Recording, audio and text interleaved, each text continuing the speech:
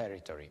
Hundreds of displaced households, economic losses amounting to several million euros, huge damage to farming activities, and heavy difficulties in transportation and mobility systems are in fact on the record of this event.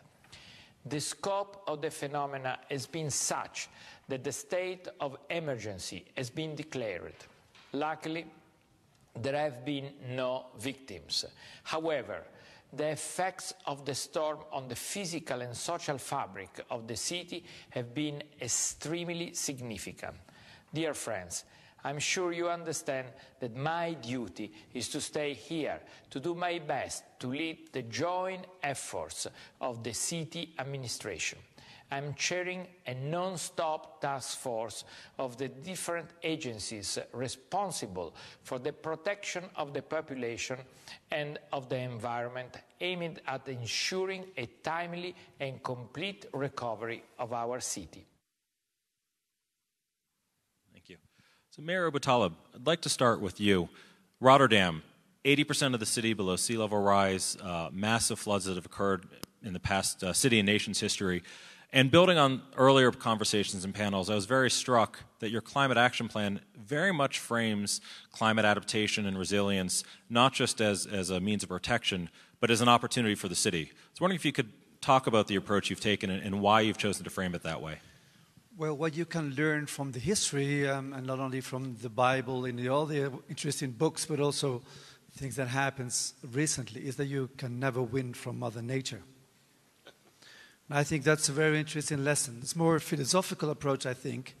So I think it's better to learn how to live with Mother Nature. Mother Nature is dictating things. We have to adapt, to use, to work with it, and to live with it. So the issue is how can we use modern technology, modern techniques, budgets that are available to organize a system of living with water. So adaptation for us is very important. I think we are a unique country in the world where people are paying designated tax to water boards, one of the oldest bodies elected on democratic basis in the world, to take care of our water systems, to build dikes and levees and everything that is connected to that system to protect the city. For us, it's a matter of surviving, how to keep dry feet, as we say it in Dutch. And that's very important to underline. But we have also one of the biggest ports in the world and the biggest in the West. And the port used to be constructed on the riverbanks, but more and more the port is moving toward the North Sea as we built recently a huge extension into the North Sea. That means that we get a lot of land, empty land, in the former port areas with one thing. This area is not protected against flooding. It's outside the dikes. So if you want to develop that area as a residential area, housing, recreation, or whatsoever, you need to do it in a way that is adapted to water.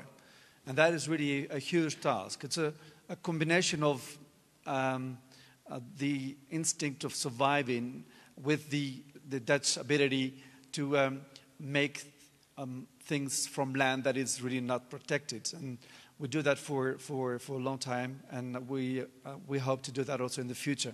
And if you want to know how that is going to work, people that went to Hamburg and have seen the Hafen City project over there, more or less similar things are going to be done in the Netherlands. And we have a lot of rainwater in the Netherlands, in Rotterdam.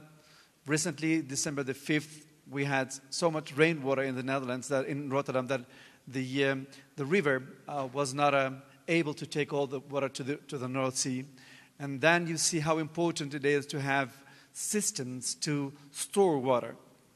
Very expensive systems, underground systems beneath the garages. Last 2 months, we took use the second underneath system for water storage. We have a lot of water plazas. We have 3 nowadays, really. But all that together is far from the limits we need. We need 100 million liters storage of water in Rotterdam, just in case there's a lot of rain. Otherwise, we get a lot of trouble. 10 centimeters of water on the surface of the city of Rotterdam will cause a complete social damage of the city. All our systems are underground, electricity, telecommunications, whatever. So for us, it's a matter of surviving, but also linked to how we can make money out of it. And the Chinese learned me that when it comes to the economy, the Chinese have two eyes, the Dutch one, and the rest of the world is blind. Thank you. Mayor Orsoni, I was very struck in learning about the activities in Venice. Two of the quotes that you had. One is that cities are not just are a physical store of cultural heritage, and particularly in Venice, a city well known for that, the dual challenge of not only protecting infrastructure and people, but so much of the culture and history that's there. And also, you went on record as talking about the fact that you want Venice to be seen not as a world icon of fragility, but of resilience. Can you talk about the challenges you face in a city that has been adapting and trying to be resilient throughout its 1,000-year history, how that's evolved over time?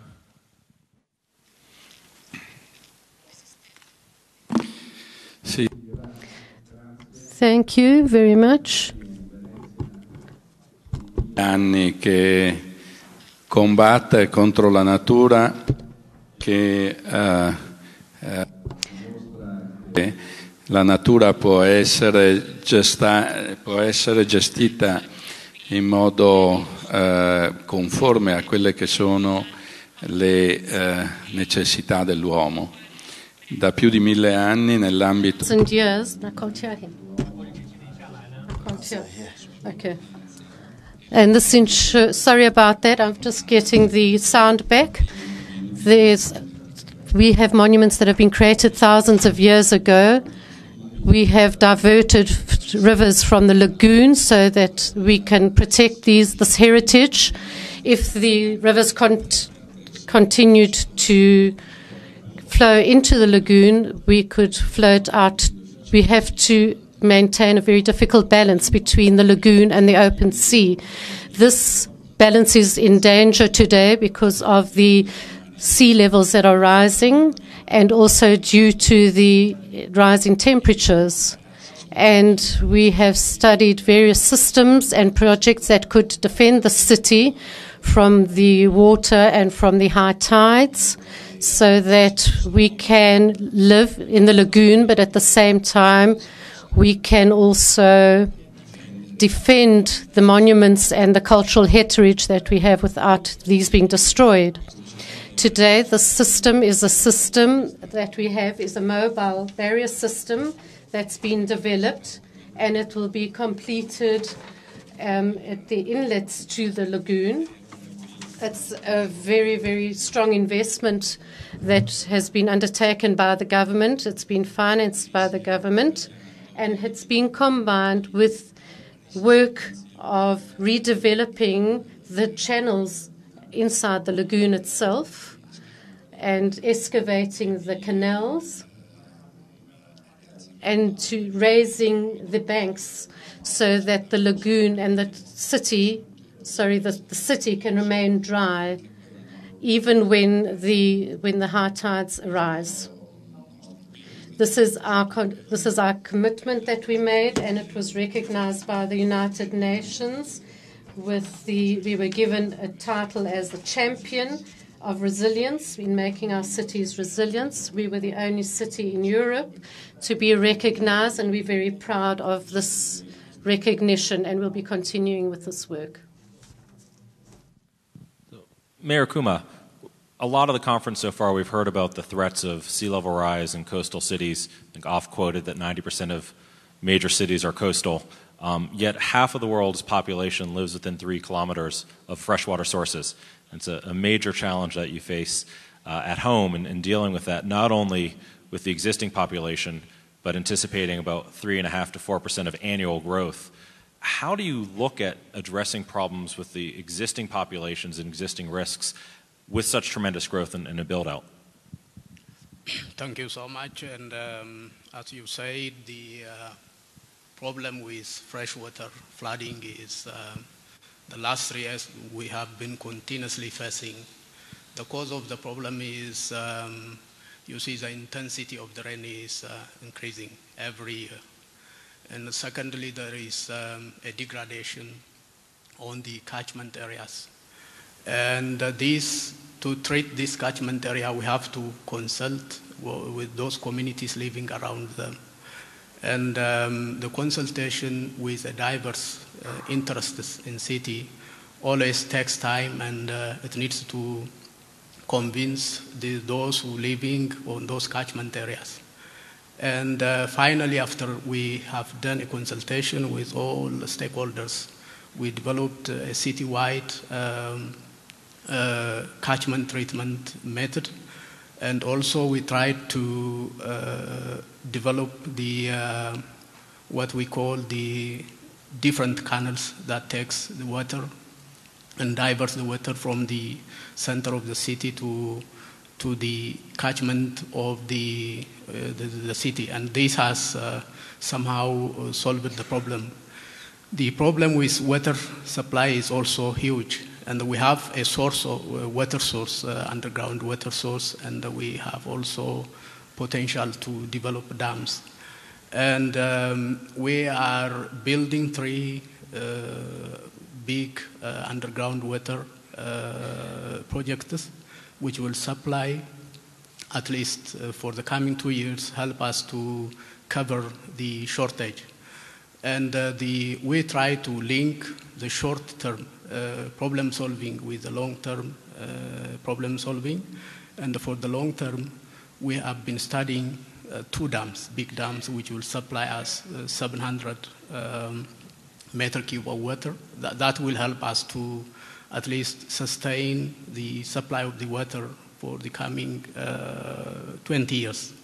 And so I think when you immerse into solving those problems, sometimes you have to integrate the short-term problems with the long-term problems, and also consider the community, the impact of the projects on the community. And so this is how we are doing the business. The major problem in this area is the financing. You see local government try to finance, the federal government also, the city allocate major part of it as money to develop waters. Still we need to have finance from international institutions. There are institutions, finance institutions engage themselves to finance those projects, but still we have huge deficit of finance. Thank you. And Mayor Nutter, Philadelphia has faced some broadly similar challenges. You're under a consent decree with the US EPA over clean water and combined sewer overflows, and as a result, many things have taken one of the most innovative approaches.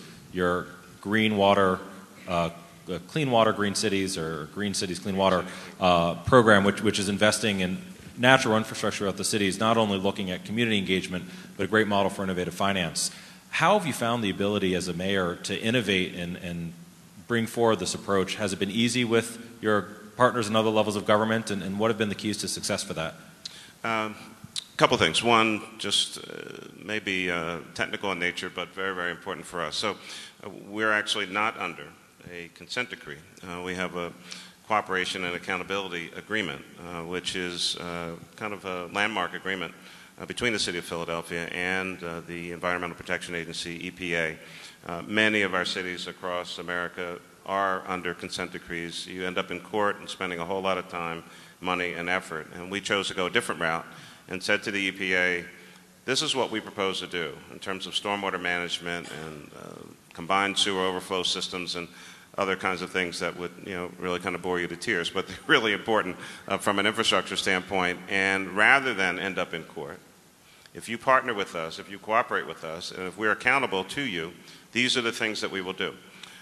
This is a program or a process that if we went the traditional route, gray infrastructure, we would be looking at spending in excess of $20 billion, which we don't have, as opposed to, over about a 10-year period of time, as opposed to about $2.5 billion over 15 to 20 years, using a natural asset for us, which is our own green infrastructure. William Penn created, of course, Philadelphia and termed it a green country town. We have one of the largest municipally owned park systems in the United States of America. We're going to add to the green space in Philadelphia. We're turning parking lots and play areas in our schools, which are either asphalt or concrete, totally impermeable surfaces, and greening them and allowing that water, rather than overflowing or surcharging our sewer system, to slowly percolate into the ground. And so that kind of strategy, using your natural assets, not digging up the entire city, forever, could be for, a generation, is very, very different than increasing our green space, utilizing from the simple of getting people to get their downspouts connected, rain barrels, and all kinds of other things that, again, allow the water to go into the ground much slower than possibly into our rivers and streams and pollute our precious drinking water, because we get our water from the Schuylkill River and some from the Delaware. So it's a very, very different approach. As mayor, we have to be innovative, and certainly our hearts go out to the mayor of Rome. All the mayors know you never have to apologize for taking care of your hometown. That is the #1 responsibility, and we certainly understand and wish him the best under these circumstances. And so we're forced to be innovative, but the community has really bought into it. Our water department, our great Commissioner Howard Newkrug, and our Chief Sustainability Officer Catherine Gajewski is here. This is something that the entire city government has bought into. We understand the implications. We wanted to do something different and also green our city, which is one of the great assets of the city of Philadelphia. So a very, very different approach. It's been modeled nationally, and we have many countries looking at what we're doing in Philadelphia around the world. And you mentioned a lot of the community benefits that come with that. And you're looking at playgrounds, you're building out your green space. We heard in the earlier plenaries that don't lead with climate. Talk about the no-regret wins, the near-term quality of life impacts. When you go out and talk to communities, when you engage them in this, are you leading with the quality of life benefits rather than the stormwater management, and how do you engage on that level? Yeah, I think if I tried to talk to my citizens about stormwater management, that meeting would last about 5 minutes. It's just not the topic right on the tip of their tongue.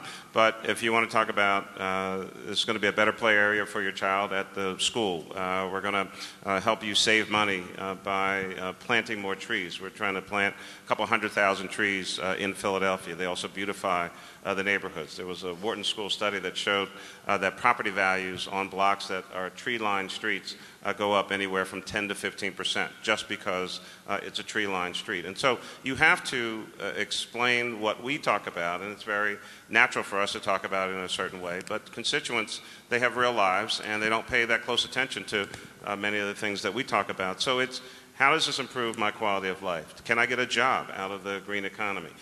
Will things be better for my child, or improve the overall standing of the city? And so it's a different kind of conversation. We're talking about the same thing, but if you want to have an exciting stormwater management conversation, you should talk to the Society of Engineers, not neighborhood folks.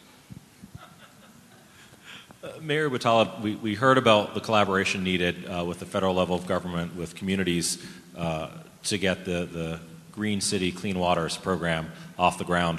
One of the things that Rotterdam has done, and I was very impressed of the 6 goals in your climate action plan. One is actually sharing knowledge and engaging with other cities in collaborations. I was handed before coming out the 3rd edition of the Connecting Delta Cities book, which is one of the networks within C40 working about that. Why is collaboration such a critical part of what you're trying to do with your climate resilient plan? Well, the Rotterdam Climate Initiative, which I chair, is based on collaboration. The port community, the biggest companies in the world are present in the port community.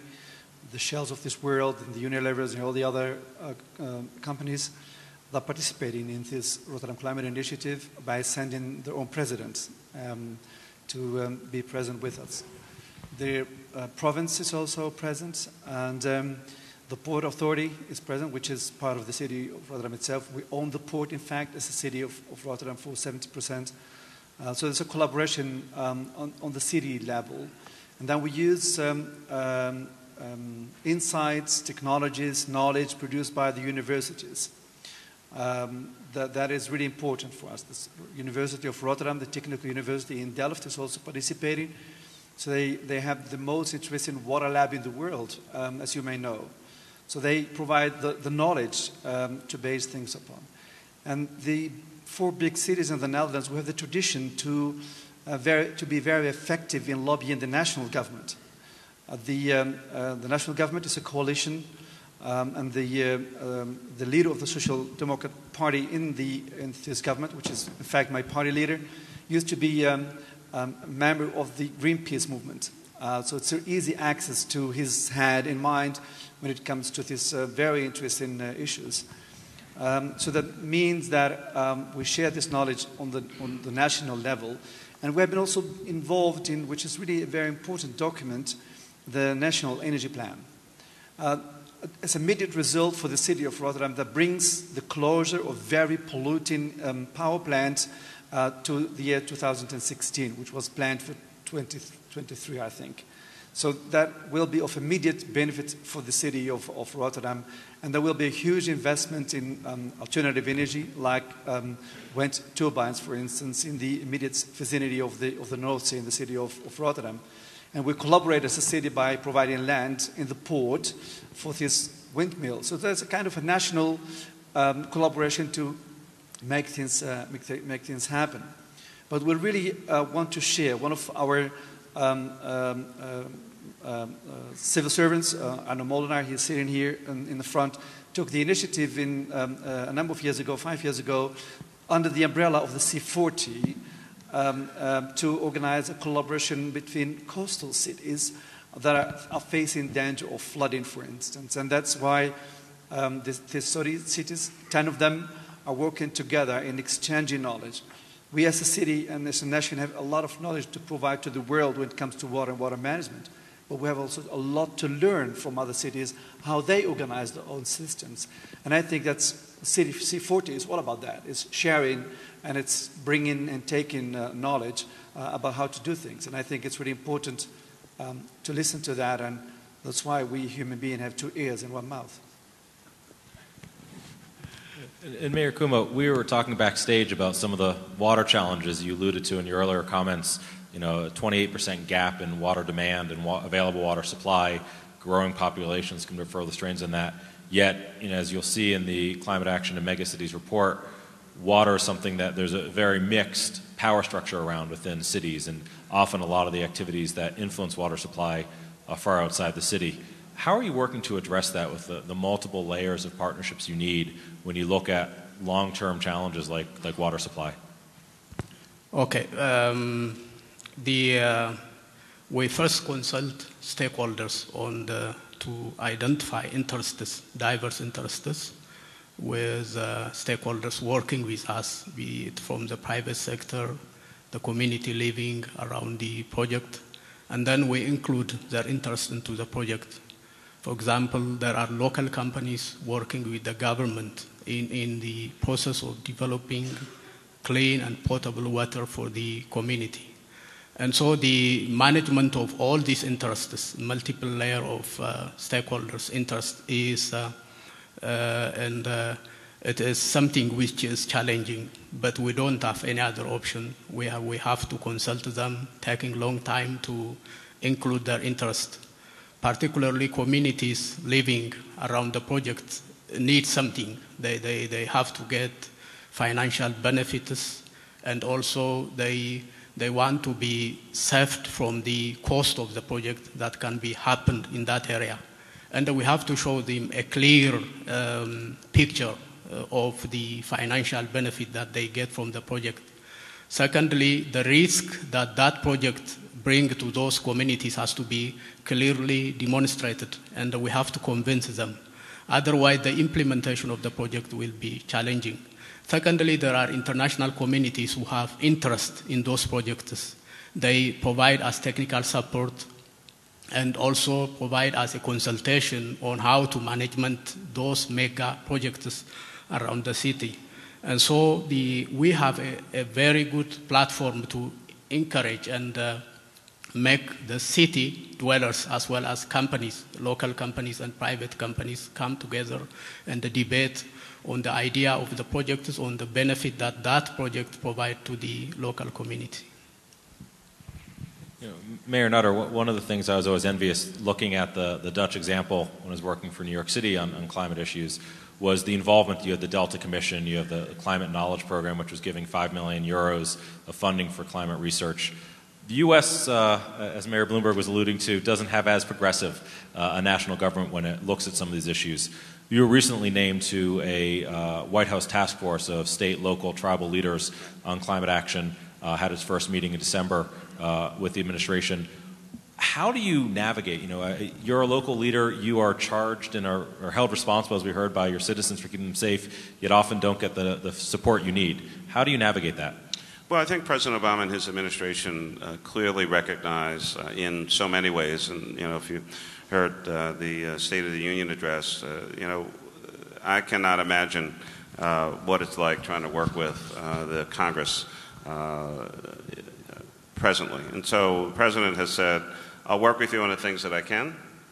In other areas, I'm going to do what I can on my own with executive action. And I think this particular task force, recognizing that the federal government will debate issues of, I mean, unbelievably, there are still some, I think, in Congress who are not sure about that climate change thing. And so, but mayors get it. Many governors get it, and certainly our tribal leaders. And so the President recognizes, again, the action is on the ground. It takes place in cities. You know, you talked about the, you know, greatest amount of precipitation, greatest, hottest summer on record, greatest amount of snow. I mean, during my time, we've had, you know, 2 hurricanes and an earthquake. I mean, I had nothing to do with that, but I mean, you know, these things happen. So they happen primarily in cities. And so the action is on the ground, and I think this is an instance where it will have to come from the grassroots and come up. And as more and more cities, as more and more states, as more and more of our tribal nations work on these particular issues, we will have to drive national policy, get more and more of our private sector engaged and involved. There are a lot of great public-private partnership examples out there. But on so many issues, there is such gridlock at the federal level that it must be driven at the local level, and that's actually where most of these things happen in the first place. And so we're bound together in the United States, but I think through C40 we have the opportunity to talk with our peers, again, mayors getting stuff done around the world, and we learn from each other, we share. While countries do and the leaders do what they do, we're trying to make things happen on the ground for our citizens, and I think that's the great beauty of this organization. And Mayor Orsoni, a lot of the projects take a long period of time. The Moses project in Venice has a very long time frame, over 4 million euros, and is evolving as well. A shift recently incorporating more natural infrastructure, looking at ways that you can restore the natural flows and systems that were in with Lagoon. How has that evolved over time? And as you look at these long time horizons for implementation, how does thinking shift within that?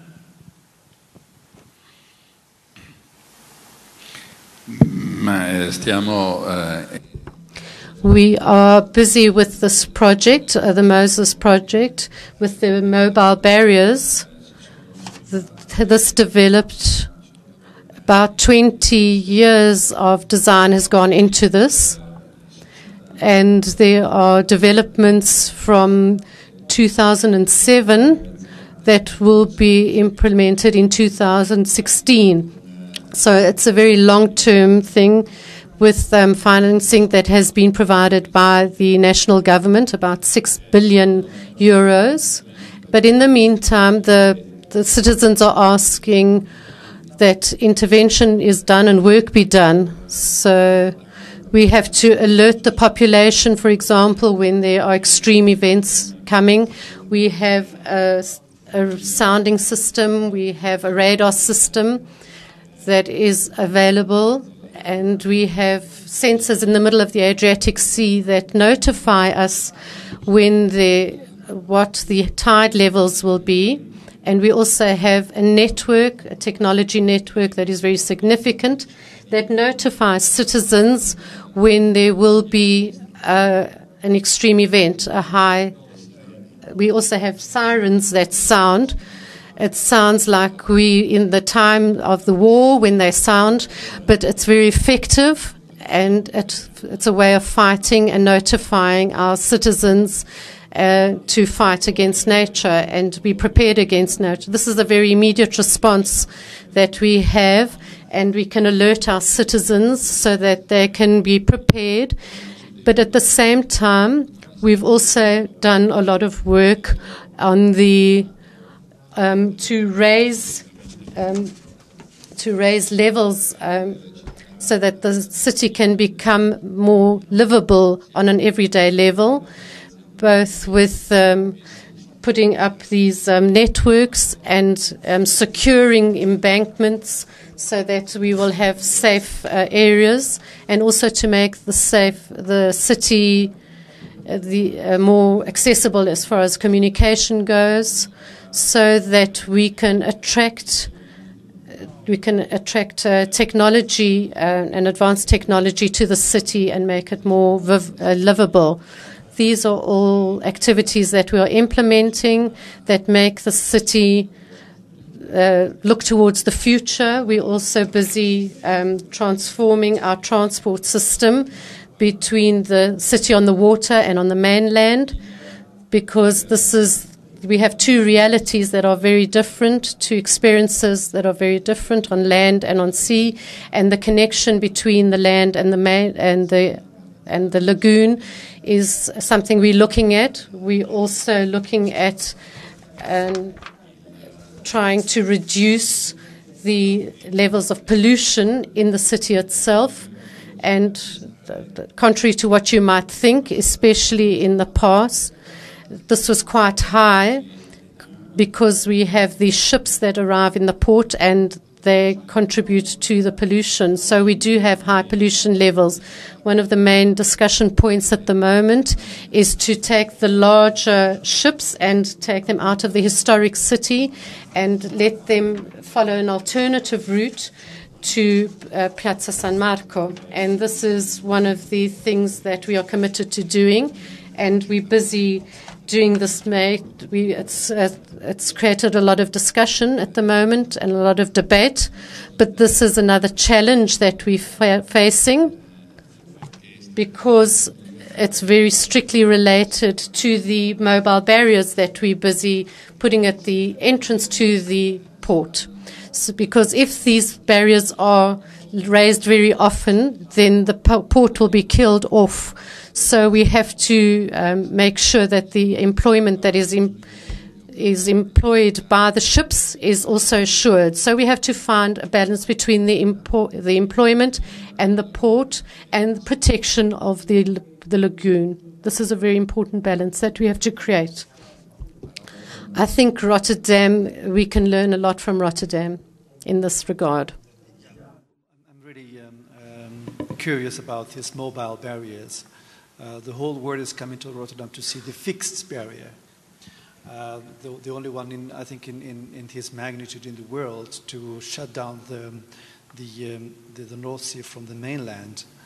I'm chairing also a commission that is coming in April with its final report towards the national government, what to do with the dikes and a possible new barrier. I'm really looking forward to take notice of what is going to happen in Venice. That's indeed what these meetings are all about. And I'm happy that your city is accepting the invitation to participate in this Connecting Delta cities to talk about these issues. It's really important to face new challenges. And indeed, your challenge with how long we close the waterways in terms of the damage you cause for the seagoing vessels, for instance, for the economy, vessels coming in, vessels going out. That's the main issue also in Rotterdam, how to find the balance between these two issues. On the other hand, we are working. I was really shocked to hear from Mr. Burrell presenting his World Energy Outlook to my Rotterdam Climate Initiative a couple of weeks ago, to see that despite all the efforts we put in alternative energy, the consumption of fossil energy, oil and gas, will continue to rise. And that means that the efforts put in prevention will not be enough. That's why we're working in Rotterdam to introduce the CCS technology, carbon capture and storage system. And if that works, which will be discussed this month 11th in Brussels, a project of about €500 million, if that shows to be an important solution for tackling the greenhouse gases. I hope very much that this technology will be also provided to the rest of the world to make use of it. So I think this kinds of exchange of ideas and technology is really important, and I'm looking forward to work with your city in this Connected and Delta Cities, which will have this year's conference in September in Rotterdam. Mayor Nutter, then Mayor Orsoni.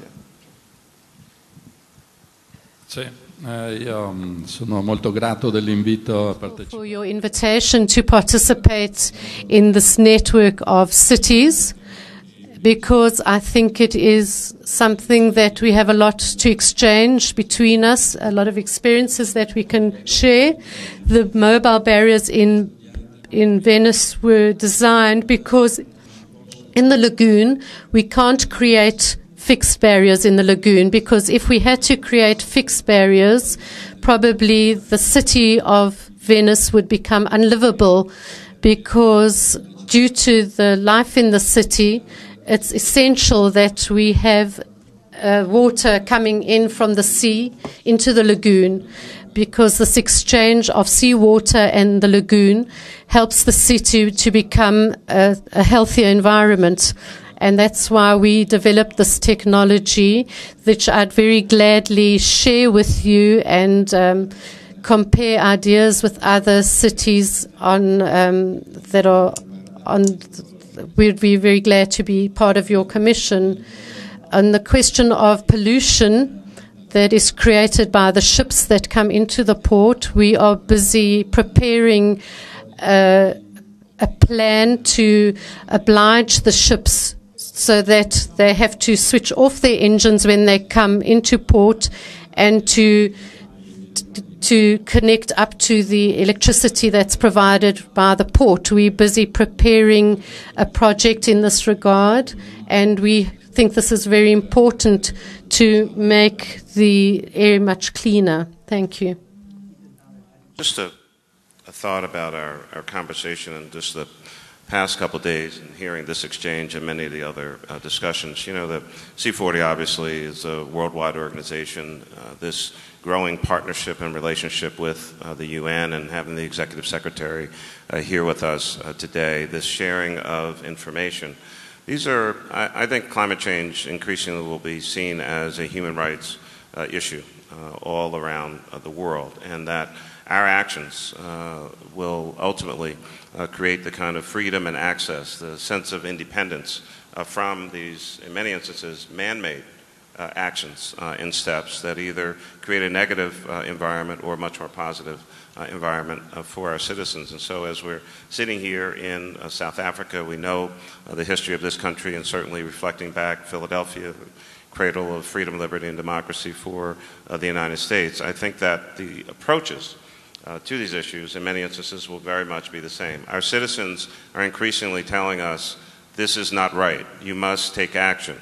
They may not talk about it on a day-to-day basis, but we know that that sentiment is out there. And I think the more we expose people to these issues, the more we talk about these issues and take on these great worldwide challenges from a human rights standpoint, we'll actually get actions, notwithstanding what our national governments may or may not be doing. Again, I believe that the young people, whether here in South Africa and certainly in the United States, they will continue to rise up.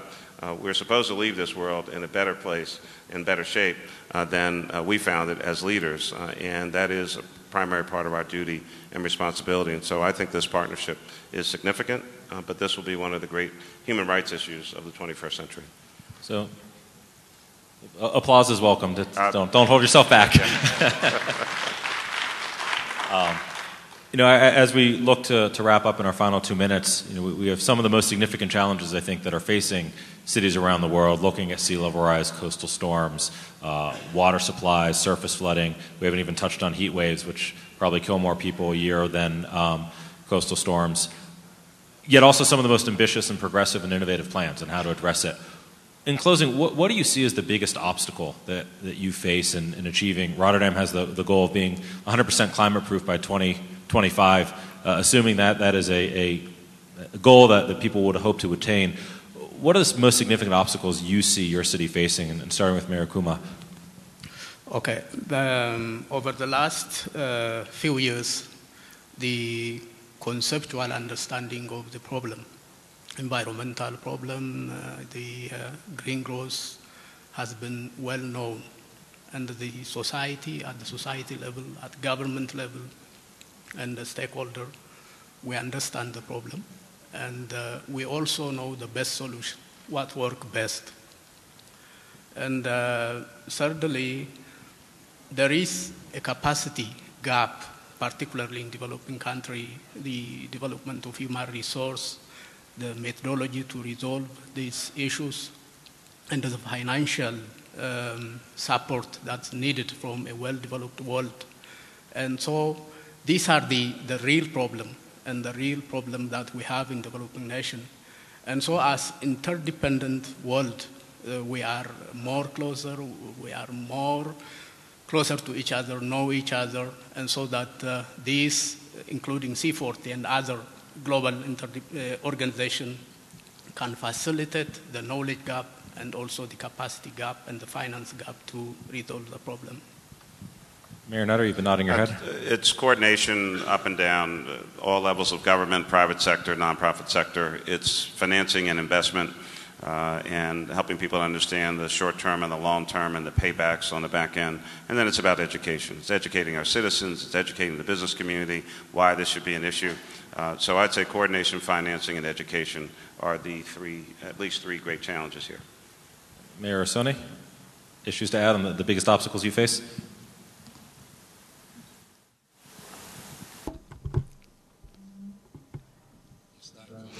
The obstacles that we face are especially the ones that we have in the sense of coordination between various decision makers, and we have to try and work in this direction to simplify the process of making decisions. I believe that a network like this, provided by C40, allows us to exchange views and exchange ideas on how we can operate to find solutions and procedures of governance and new procedures to put in place in our own countries. This is very important for all our countries. I've been very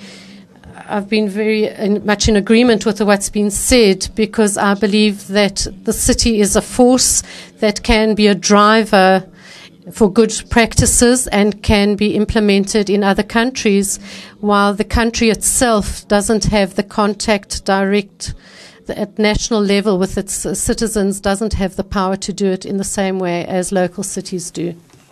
Mayor Aboutaleb?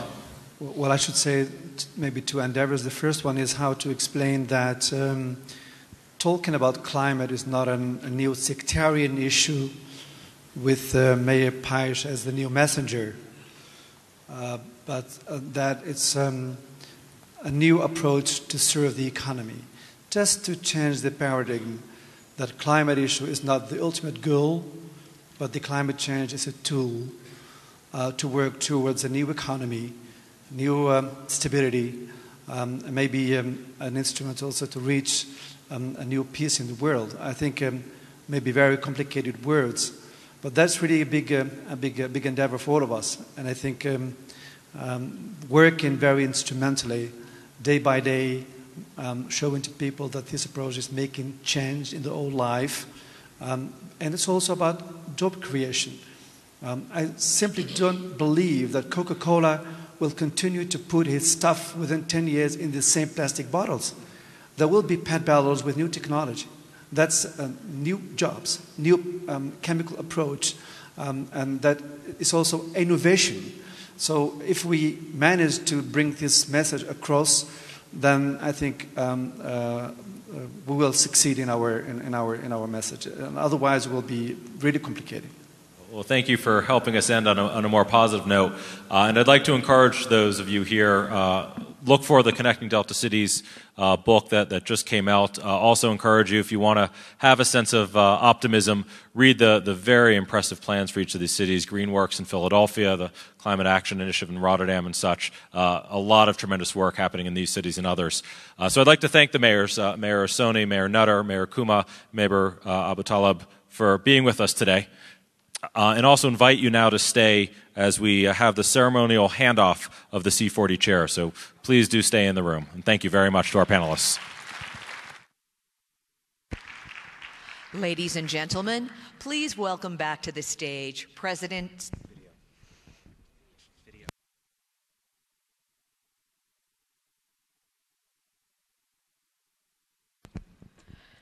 Ladies and gentlemen, the 42nd President of the United States and one of the founders and board members of the C40, President William Jefferson Clinton. I want to thank all of you for participating in the 2014 C40 Mayor's Summit. I wish I could be in Johannesburg with you in person. I want to especially thank Mayor Parks Towle for hosting this event in your great city. And I thank Mayor Bloomberg for his inspiring leadership during his time as chair. His results-driven and evidence-based approach are exactly what we need in this effort.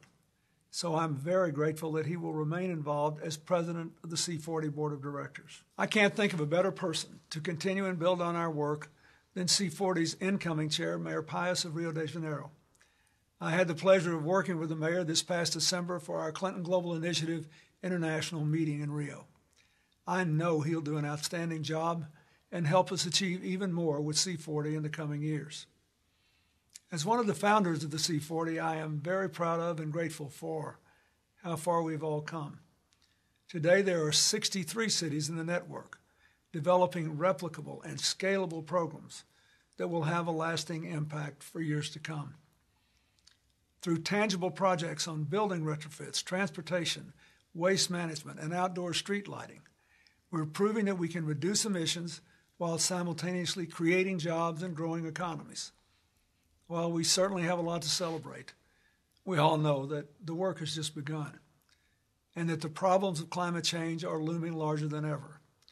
So I hope that in the coming year we can help you launch additional energy efficiency projects in your cities. And I hope we'll do an awful lot more in other areas as well. But today, thank you for your commitment. Thank you for your effort, for your belief in our future, and the world that we must leave behind. The next generation depends on it. Ladies and gentlemen, please welcome back to the stage President C40 Board and former Mayor New York City, Michael Bloomberg, and Mayor of the City of Rio de Janeiro and C40 Chair, Eduardo Paes.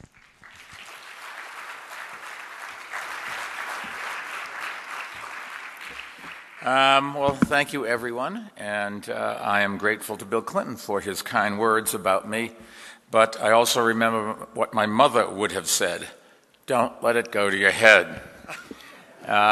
Seriously, it's been an honor to serve as chair of C40 and to work with you to help build on what President Clinton actually helped begin. And all of you should be very proud of the progress that we have made over the past few years. C40 has become a larger, stronger, and more effective organization. Our success has gained the attention of the international community and made C40 a leading force in the global fight against climate change. And I'm confident that C40's progress will continue under our new chair, the mayor of Rio de Janeiro, Eduardo Paes. And I'm clearly not the only one who feels that way. You should know that Mayor Paes was unanimously elected as C40 chair, and for good reason. He has a proven record of taking bold and innovative steps to make Rio de Janeiro greener and more sustainable. He has been a key part of C40 for a long time, including hosting the Rio Plus C40 conference, and that conference really gave us a chance to showcase the leadership cities that are working on climate change. And I couldn't be more excited to have him take over as chair. I'm also being excited about having an excuse to spend more time in Rio. So this is going to work out perfectly. And to mark the transition, I am going to give Mayor Paes a gift, and that is a tree. So that's it. All right, now here's you say, how can the speechwriter work in something about a tree? I know that C40 will flourish under your stewardship. Over to you. Thank you. It is all up to you. Good luck. And as I say, don't screw it up.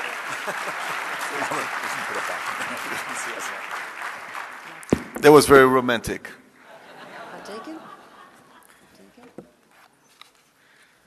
So it came to my head that President Clinton wants my support in the primaries of the Democratic Party. So I will not believe in that. But dear fellow mayors, C40 colleagues, dear guests, ladies and gentlemen, good evening. First of all, I would like again to thank Mayor Tal for kindly hosting us in the great city of Johannesburg. I congratulate you for this fantastic event, gathering the mayors and officials from all regions of the world. I know how challenging organizing such a summit can be.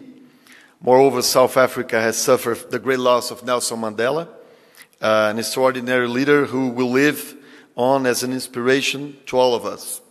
We'll still mourn his passing along with you. Through grief and sorrow, Johannesburg stay on course and deliver this great summit.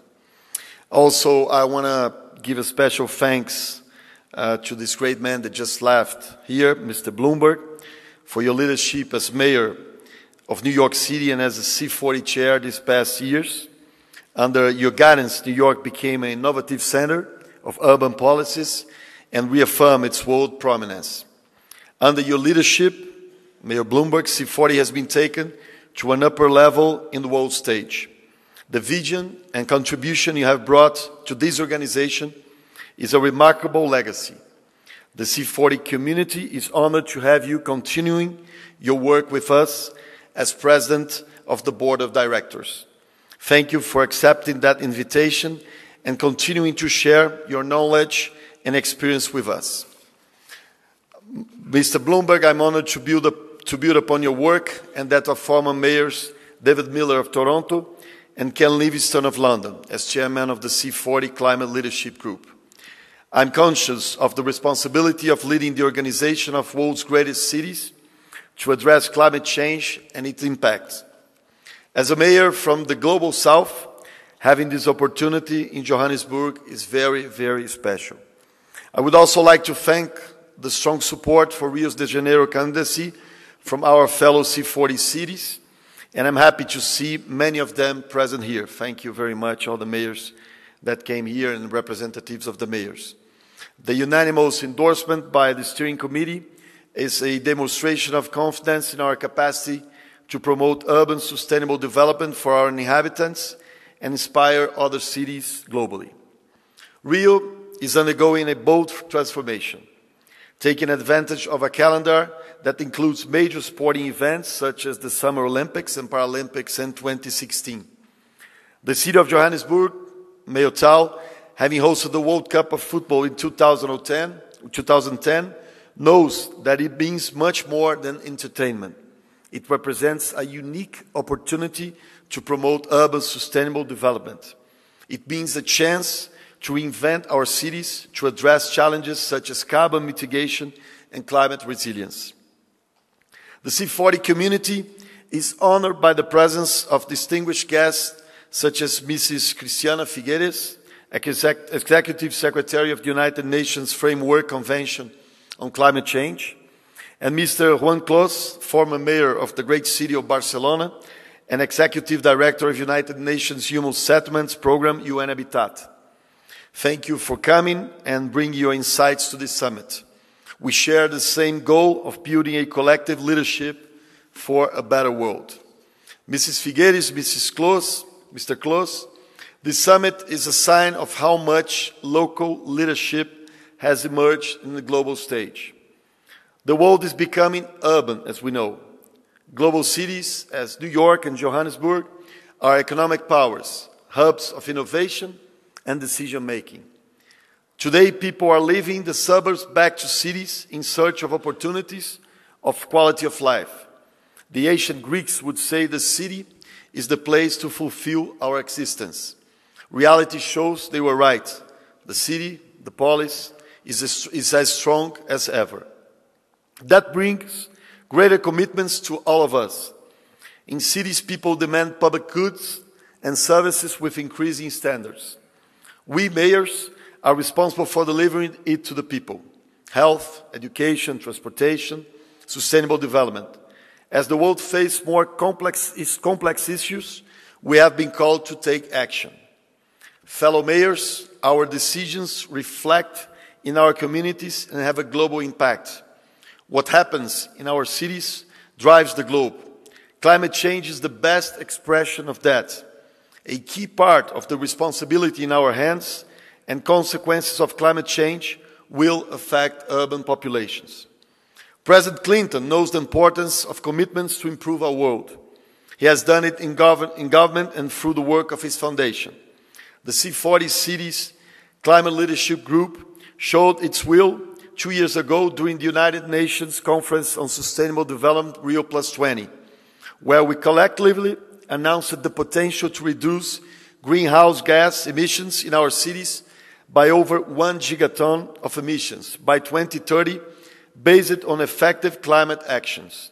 It was acknowledged as one of the most significant outcomes of the Rio +20 process.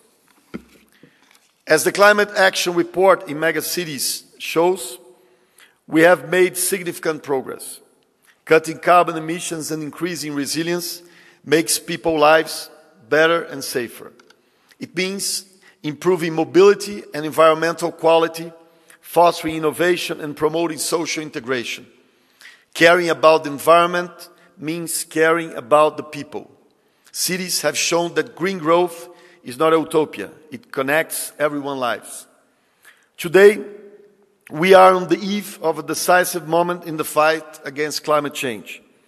The United Nations debates the adoption of new Sustainable Development Goals and negotiates an agreement to replace the Kyoto Protocol. We, mayors, have a prominent role to play in this process. We are engaging in city diplomacy by delivering concrete results and building leadership. We have sent a letter to the UN to acknowledge that urban issues should be a priority. A city cannot promote equality, opportunity, or economic growth without sound urban planning. 39 C40 mayors have already endorsed the document. I urge those who have not done so to join us. I'm sure that by tomorrow our letter will have been supported by all of you. Mr. Bloomberg, I congratulate you for being appointed by the United Nations as a special envoy for cities and climate change. No one would be better suited for this mission. The world demands local empowerment, and C40 is honored to contribute with the UN on the road to Paris in 2015.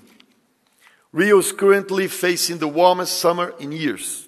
Yesterday, the city experienced a thermal sensation of 57 degrees. Climate change is happening right now, and we are suffering its consequences. Rising temperatures, floods, landslides, droughts, hurricanes, and typhoons. Extreme weather events become more frequent and severe. All cities are vulnerable to climate risks. And the temperature I said here in Rio, I was not wrong, it's 57 degrees. We must avoid aggravating the problem and should prepare ourselves for difficult times. Mayor Bloomberg's leadership during Hurricane San has demonstrated that. It was impossible to prevent all damage, but with him at the helm, the Big Apple was quickly back on its feet. Like New York, other cities are becoming more tenacious.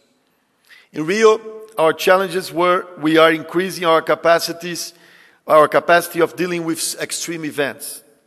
In 2010, after we experienced a deadly storm, we began preparing the city better against such disaster and, most importantly, saving lives.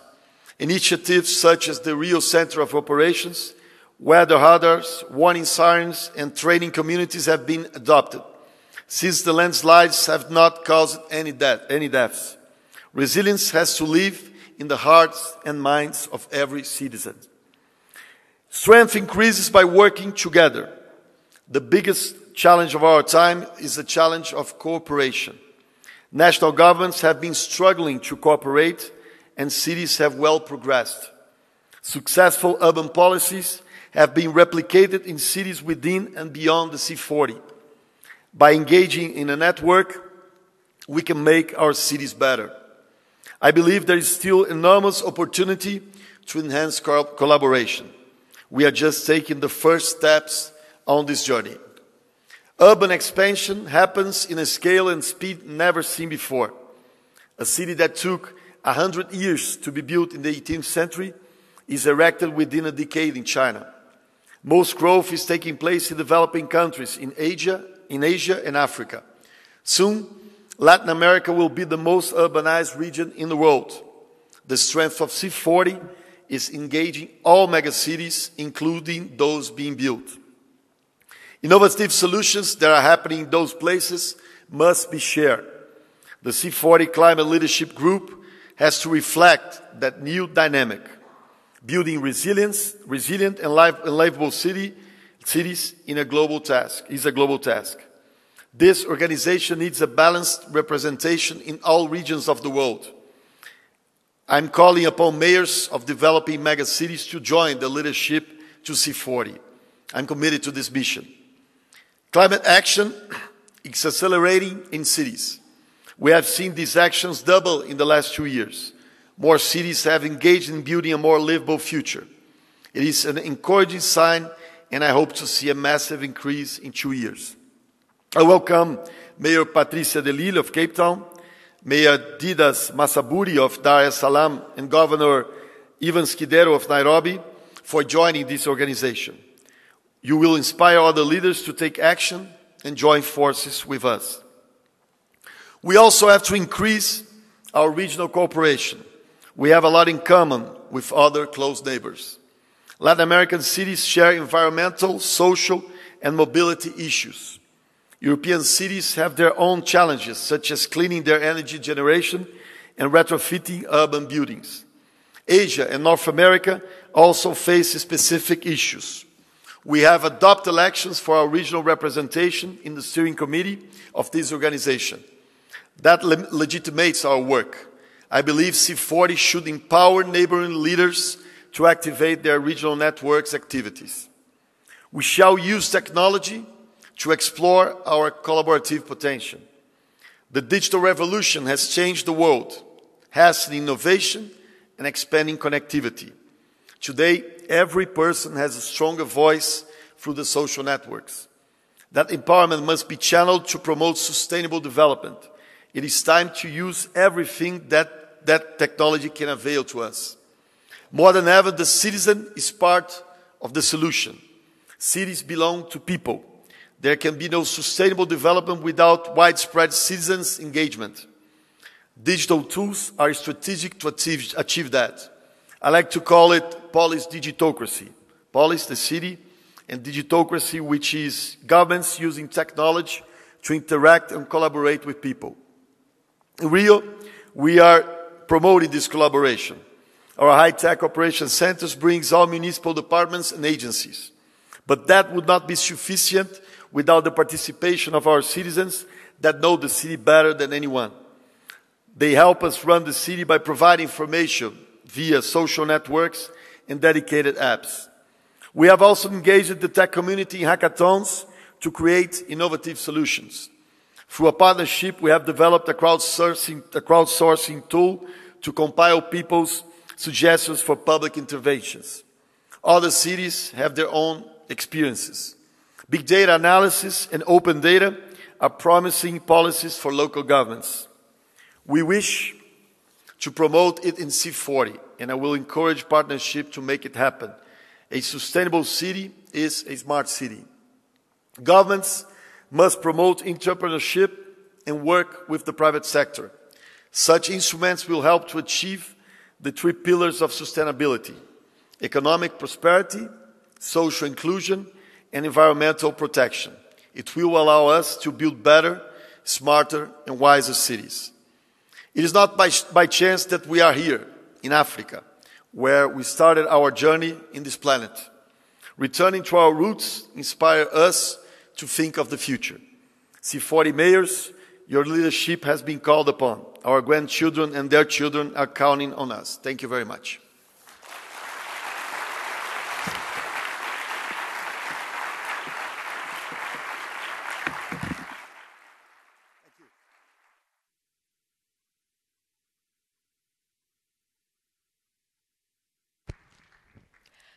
Ladies and gentlemen, please join us for cocktails at dinner at Urban Tree. Transportation to the Urban Tree begins at 6 p.m. in front of the Convention Center. The reception begins at 6:30 p.m. Our program will resume tomorrow morning at 8:30 a.m. Thank you.